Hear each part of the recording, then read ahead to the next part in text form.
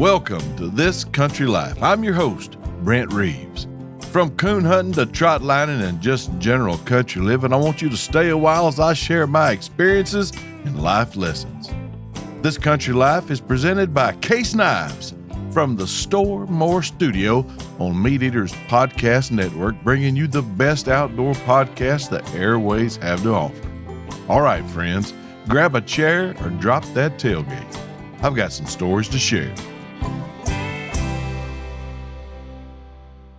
The one that got away and the one that kind of didn't. And we're back. It's time for the second half of my Mississippi turkey hunt with my friends Lake Pickle, Jordan Blissett, and Keith Polk. I treasure that hunting trip every year, but the relationships I've built with those guys and their families, man, that surpasses everything. I'm going to tell you all about it, but first, I'm going to tell you this story.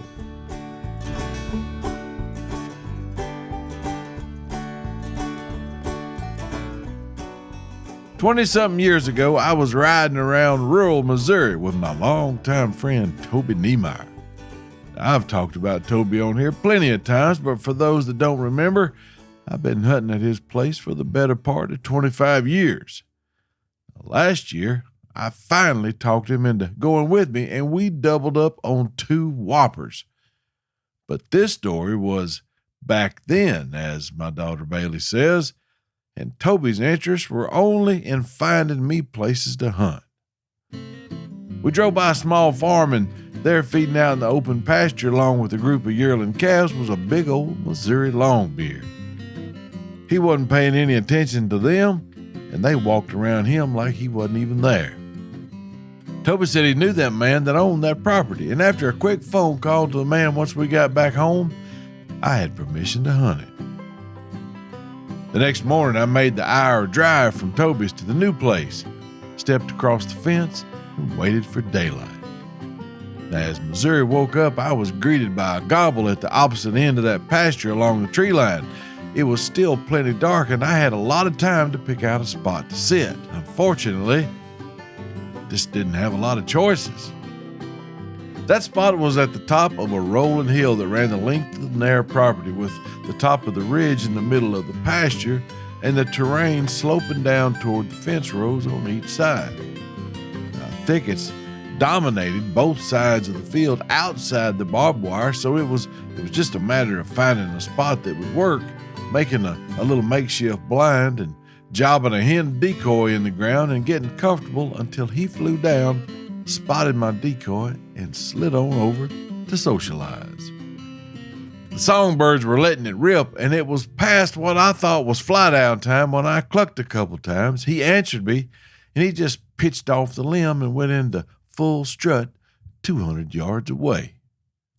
I was in complete radar lock. I had the beat of that shotgun on him as soon as his feet hit the ground. Sitting on the edge of that field like I wasn't going to offer me much wiggling room once he got closer. I was counting on him looking at that decoy, walking into range. Now let me set the stage for you. My back was to the west fence, but I was aiming south, and that turkey was strutting at the south end of the pasture, and I had the decoy sitting northeast of me about 30 yards. Now, he would have to walk past me to get to that decoy, but I wasn't about to let that happen. I was going to monkey flip him with an espresso cup full of number 5s long before he got there. I yelped at him, and I saw him gobble back. He looked down where I was sitting, and he locked onto that decoy. And here he come. He wanted to stop and strut, but he also wanted to run. So as he was running, he did his dead level best to look cool while he did it. This was happening fast, so fast I didn't notice the thundering herd of calves that had walked up to the decoy behind me. I'm not sure how I knew what the sound was, but when I heard it, I could tell there was a bovine chewing on my foam turkey decoy. At 75 yards, that gobbler slammed on the brakes, did an about face, and left quicker than he was running to me. I looked back to where that decoy was, and there stood a Hereford calf holding my decoy in its mouth like a Labrador holds a duck. Now, I didn't understand everything I knew about what I was looking at, but I knew that turkey hunt was as done as cornbread. I picked up a rock and I tried to throw it through that calf, but all I did was cause him to drop my decoy and stampede off while his pals followed him, literally grinding that decoy into oblivion in the Missouri dirt. Well, that was crazy.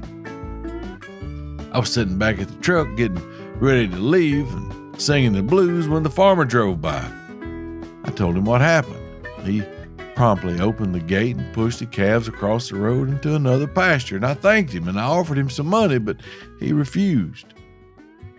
The next morning I was right back in that same spot before daylight, and when gobbling time came, that turkey was on the same limb as far as I could tell, and I watched him drop off that limb and go into the full strut just like he had the morning before. I clucked twice at him, and here he came. He didn't even pause to see if there was a hen down there. I guess he'd forgotten seeing her yesterday in the deadly jaws of that killer calf. But for whatever reason, he wasn't slowing down, and I didn't care. He was on a mission, and unbeknownst to him, I was it. He'd made it to the edge of my monkey stomping range, but he'd walked behind a group of cedars, and as soon as he stepped out from the other side, he'd be less than 30 yards, and I was fixing to poke both his eyeballs out when he did.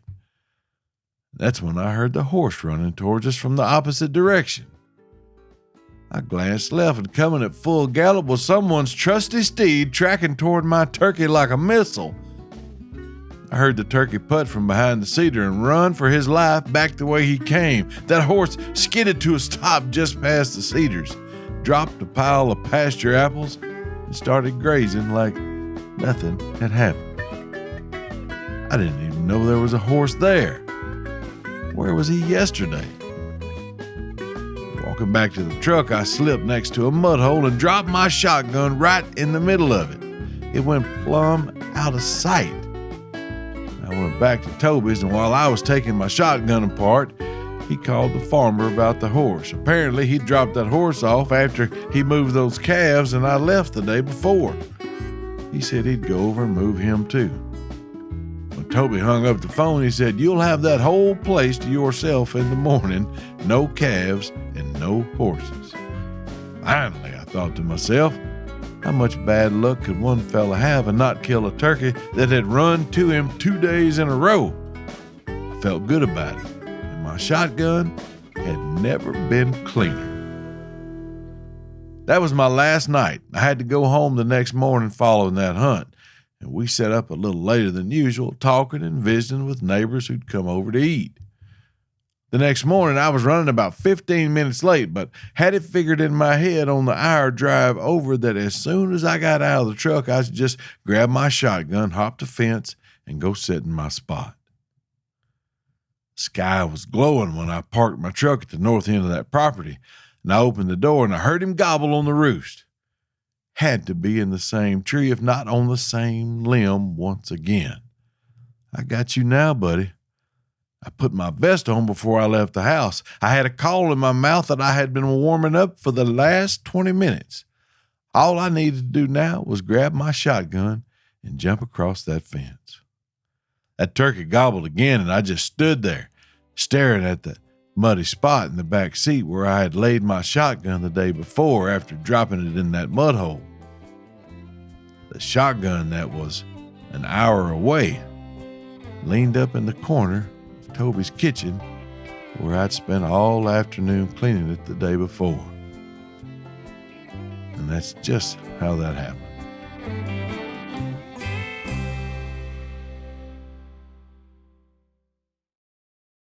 Last week I left y'all in the lurch right in the middle of a Mississippi turkey hunt. The work whistle blew and we had to call it a day right in the middle of me hearing a second turkey. Remember, the first turkey from the day before was doing everything he could to find the source of those calls I was dishing out like a Pez dispenser, only to get roughed up and run off by a squad of hooligan jakes.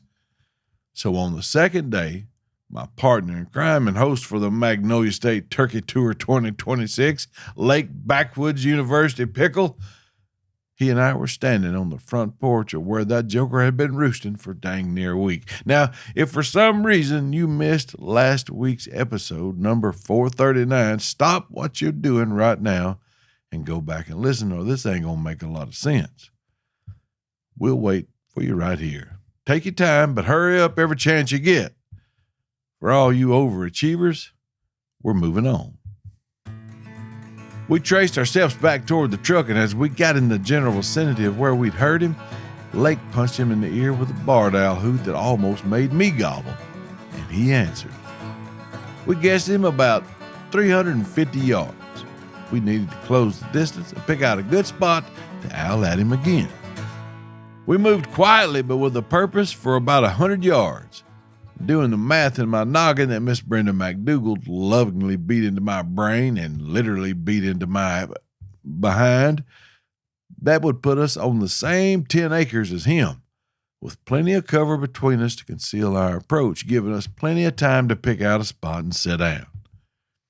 Now, he answered us every time we hooted at him, and we had yet to make any racket resembling a turkey.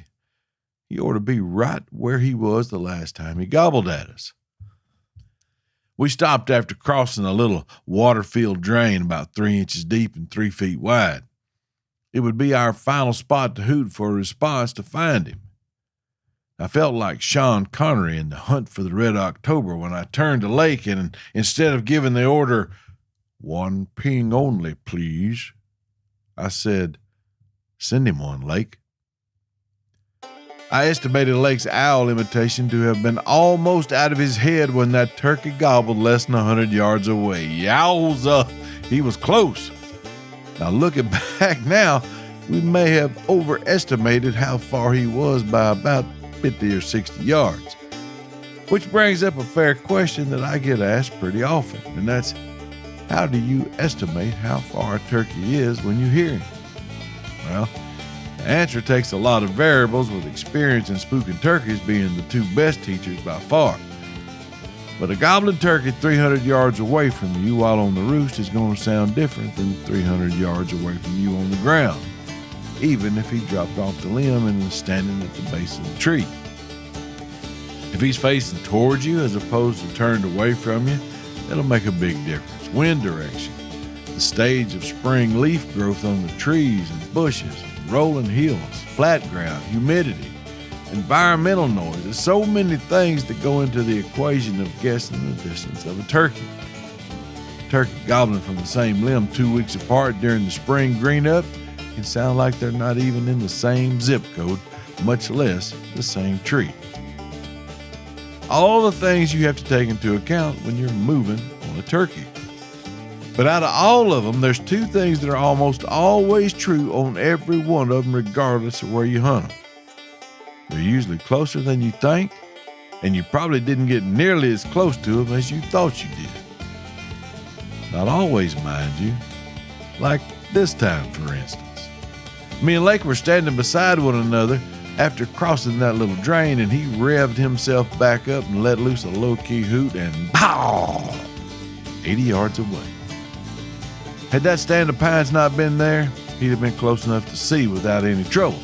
And if we were close enough to see him, he was close enough to hear us thinking. His gobble hadn't got plumb past both of my ears when we started hunkering down and tiptoeing to a red oak I'd spied in front of him. Lake followed suit with the camera just behind me against some gum trees. The length of time between setting down and that first call was only a few seconds. Lake and I had never turkey hunted together before this trip, but we were both veterans of filming hunts in the South, so there really wasn't a whole lot to go over. We knew to be still, communicate only when necessary, and until someone said he's gone, we would operate as if he could see us whether we could see him or not. The length of time between me calling and him answering was even less. I waited a bit and called again, and he gobbled loud and started getting closer.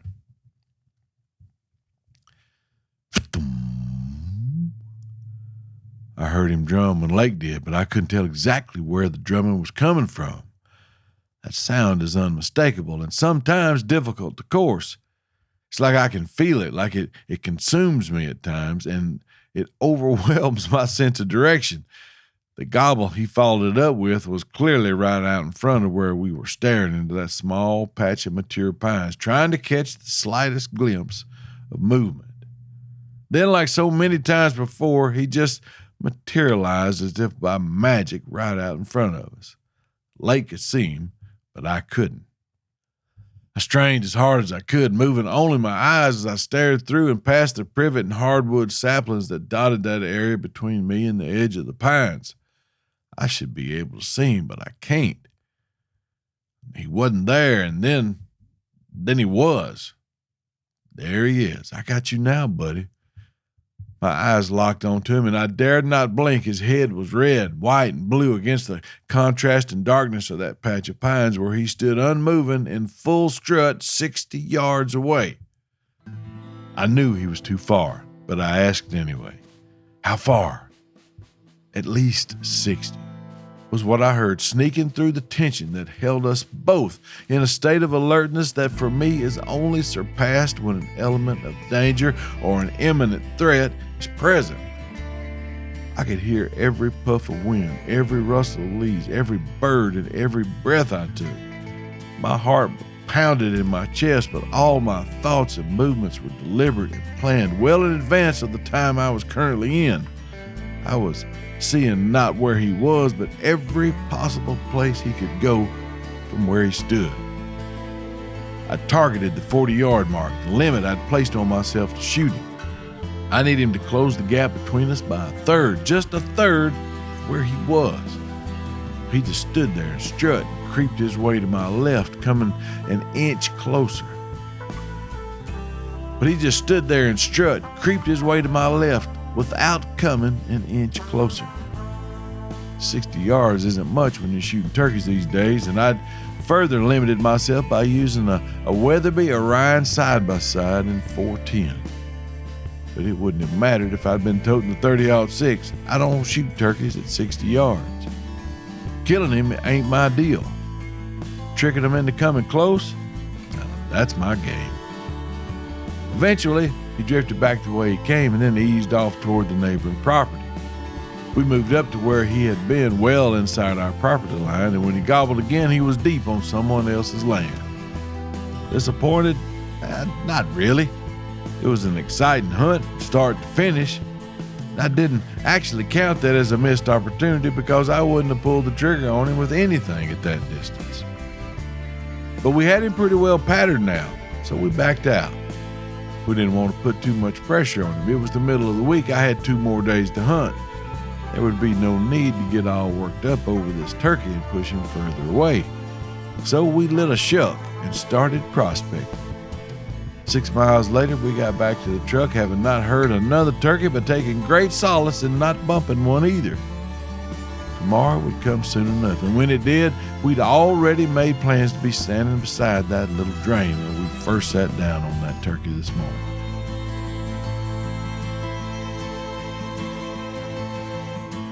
According to our buddy Jordan Blissett, he'd been roosting for the last week about 350 to 400 yards southwest of where we'd planned to be standing the next morning.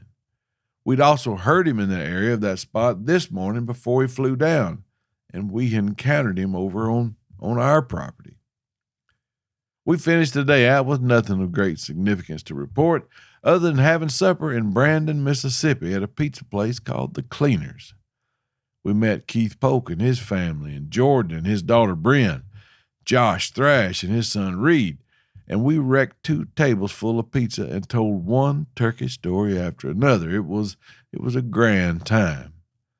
Fellowship is critical in maintaining what's really important, as the days click off the calendar like sand through an hourglass. It's good times, and I enjoyed every minute of it. The next morning, when it was barely light enough to see, Lake and I had already been at that little drain for 15 minutes.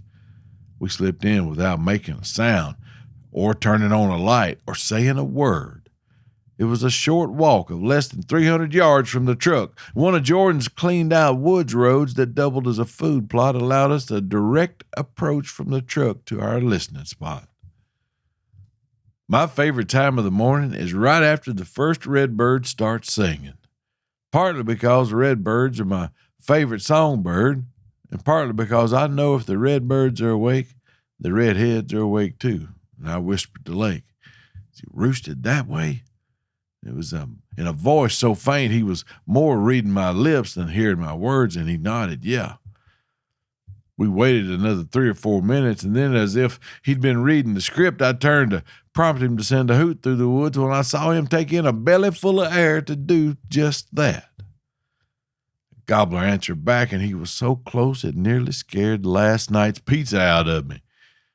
We were too close to him. We had to sit down, and we had to do it right now. Now, we didn't move 10 feet from where we were standing. It wasn't ideal, but we were hid. We hadn't spooked him and had a great chance of shooting him before he got his feet dirty if he pitched down between us and him. In less than a minute after we sat down, we were ready for action. Lake punched the record button, and I saw that gobbler as he pitched off the limb, gliding out in front of us and landing out of sight on that old dim road that he'd walked away from us on the morning before. Now, as far as I know, he landed in a well, because he didn't make a peep when he lit or when I called to him. Nothing. Nada. It was like I'd only had a vision of seeing a turkey that morning. We stayed out there for plenty of time and eventually heard him gobble way off the property. He'd been on a mission that morning, and we'd only been privileged to see where it started. So we left, and we made a dash over to Keith Polk's place and had a go at 2 gobblers over there that were toying with my emotions to the point that I was starting to second guess all my major life decisions up to that point. It was just not going to happen on this trip. So Lake and I both had work stuff to do. I saddled up and mushed the doggies back towards Arkansas. And on the way, I talked to Jordan, and he said, "Brent, just come on back when you get a chance. I know you got a score to settle with that joker, and you're the only person that's hunting that spot." Perfecto. I had 2 days of office work and podcast stuff to get done before Reva Hansen flew down from Bozeman and beat me up. I'd be able to get that done, spend time with Bailey and Alexis, and then beat feet back to Jordan's place to hunt Monday morning. I got it all done, had a great weekend with the girls, and was an hour south of my house Sunday afternoon, headed to Mississippi as fast as the law allows when I got a call from Jordan. He said, "I talked to a friend at church this morning and told me that the camp next to us killed your turkey just over the line from where you and Lake called him up 2 days ago." I caught my reflection in the rearview mirror as I looked for a spot to pull over and cry. I'm sure the expression on my face was similar to Mother Gew's when Dale told her that he was moving west to become a mountain man. Now, if you haven't seen the movie Jeremiah Johnson, I'm not sure that we can still be friends, but on the off chance you didn't get that veiled reference to my condition, I looked like I'd been gut shot. The ride back to Casa de Reeves was quiet as I pondered all the decisions we'd made chasing that turkey and the others, and I wouldn't have done anything different. We made good moves and setups, and we'd been on turkeys on every hunt while I was there. Sometimes it's just what it is. The struggle is real, but is it really a struggle if you love everything about it? Not really. You can go to the Baseball Hall of Fame by getting a hit 3 out of every 10 times you go to bat. Killing a turkey 3 out of every 10 hunts won't get you anything but prison. I've never killed a turkey that I wasn't a little sad that he wouldn't be there for me to hunt the next morning. Lake and I were sitting in the woods and talking about how turkey hunting was such a passion. And I told him some folks compare it to drugs. They say it's an addiction, but I disagree. A person that does drugs enjoys whatever that substance is the most on the first try. And they spend the rest of the time trying to recapture how that initial dose made them feel. That's addiction. Turkey hunting is nothing like that. It gets better every time and has for the last 41 years I've done it. And not after every kill, I mean every trip to the woods, whether I even hear one. I get frustrated like anyone does because the ultimate reward, along with the sights and sounds, is to fry him up and share him with the family. If there was something I could take that would make me feel that way, I'd be on it right now with both hands. I love it. Thank y'all so much for listening. I appreciate it very much. Now, by the time you're hearing this, I should be in Alabama turkey hunting with my good friend Reed Barganier, so wish us luck. If you want to send us a story, send it to mytclstory@themeateater.com. Until next week, this is Brent Reeves signing off. Y'all be careful.